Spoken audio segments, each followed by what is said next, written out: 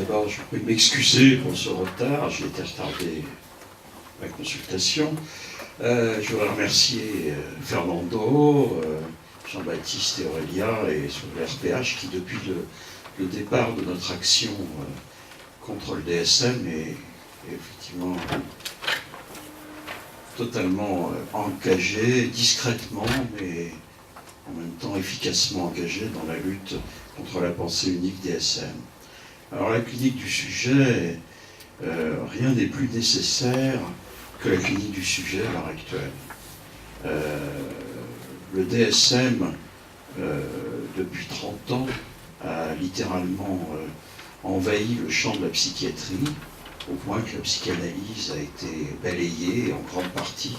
Il reste quelques îlots de résistance dont nous faisons partie, mais globalement, la psychanalyse a été balayée du champ de la psychiatrie dans la plupart des pays. C'est un langage qui est has-been, qui est désuet, et le DSM, de ce point de vue-là, a provisoirement triomphé.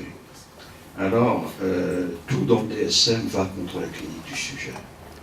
Ne serait-ce que l'objectivation des symptômes, la décontextualisation totale avec laquelle on analyse les comportements et les émotions du patient, le refus d'entrer dans le transfert et d'avoir une clinique du transfert, tout ça, etc., etc. Donc, je pense que la clinique du sujet est la réponse théorique, éthique, j'allais presque dire anthropologique, au phénomène du DSM. Pour aller vite, puisque on m'a demandé d'être bref, je pense que l'action contre la pensée unique DSM commence à porter ses fruits. Nous avons réussi une percée médiatique tout à fait inespérée il y a 3 ans quand nous avons commencé l'action, et nous sommes effectivement en passe de rendre les choses un peu plus difficiles pour les tenants du DSM en général, et puis pour, je dirais, la psychiatrie comportementalo-biologique. Alors pourquoi cette psychiatrie biologique et comportementaliste est en crise? Elle est en crise profonde. Et elle est en crise profonde parce que tous les espoirs qui étaient mis dans les marqueurs biologiques s'effondrent. Il n'existe à l'heure actuelle aucun marqueur biologique pour aucune maladie mentale. Aucun psychiatre au monde, aucun psychologue clinicien au monde ne peut faire un diagnostic d'autisme, de troubles bipolaires, de schizophrénie sur des marqueurs biologiques. Ça n'existe pas. Et on est très loin d'en trouver. Bon, alors, donc, psychiatrie biologique en crise, psychiatrie biologique n'a rien amené, et retour, c'est ça le problème auquel nous avons, pour ça qu'il faut soutenir la clinique du sujet, parce qu'il y a un retour massif de l'antipsychiatrie. L'antipsychiatrie, vous n'êtes peut-être pas informé de ce qui se passe aux États-Unis, de ce qui se passe en Angleterre, mais ça va avoir un impact très important. Il y a un retour massif de l'antipsychiatrie. Pourquoi? Parce qu'évidemment, la psychiatrie biologique n'ayant rien donné, les psychologues et les psychiatres considèrent qu'au fond, on a complètement éliminé la causalité sociale dans la pathologie mentale, et avec la crise économique et sociale qu'il y a en Europe, il y a des études qui sont faites qui prouvent que la prévalence des maladies mentales augmente considérablement avec la crise sociale, c'est-à-dire par exemple en Grèce, vous avez infiniment plus, actuellement il y a une crise sociale massive en Grèce, vous avez infiniment plus de pathologies mentales qu'avant la crise. Donc il y a évidemment un impact du contexte social, et par ailleurs évidemment c'est une tradition en Angleterre de la tradition de la psychiatrie communautaire, de l'antipsychiatrie. Donc il faut dialoguer, c'est ce que j'essaye de faire à ma manière, avec les antipsychiatres qui sont maintenant des post-psychiatres ou des psychiatres critiques, c'est-à-dire c'est la post-psychiatry ou la critical psychiatry, et qui sont des gens qui ont des textes que vous pouvez aller voir sur Internet.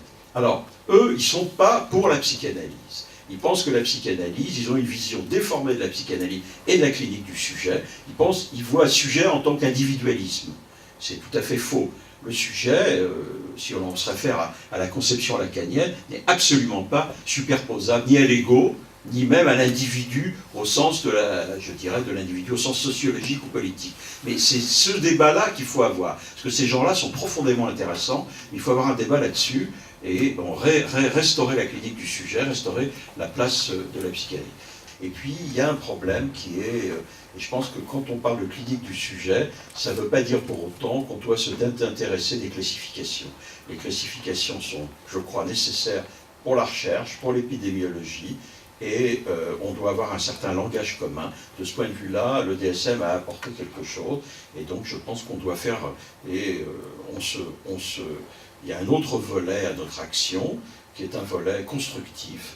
Je ne veux pas être simplement un indigné du DSM, je suis pour la construction, et nous sommes en train de bâtir une classification française des troubles mentaux adultes, non pas du tout que je tienne aux produits du terroir, je ne suis pas particulièrement attaché aux produits du terroir contre le vilain ogre américain manipulé par Big Pharma, c'est pas du tout ma conception, simplement cette classification va permettre je dirais, aux cliniciens d'avoir des repères de structure, et en même temps, comme il y aura un système de transcodage avec la classification de l'OMS, ça permettra aussi de parler le langage commun, le langage, je dirais, international.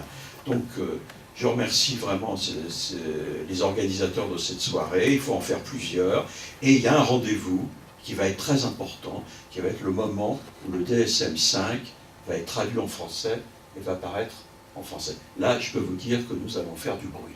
Parce que là, ça sera l'occasion.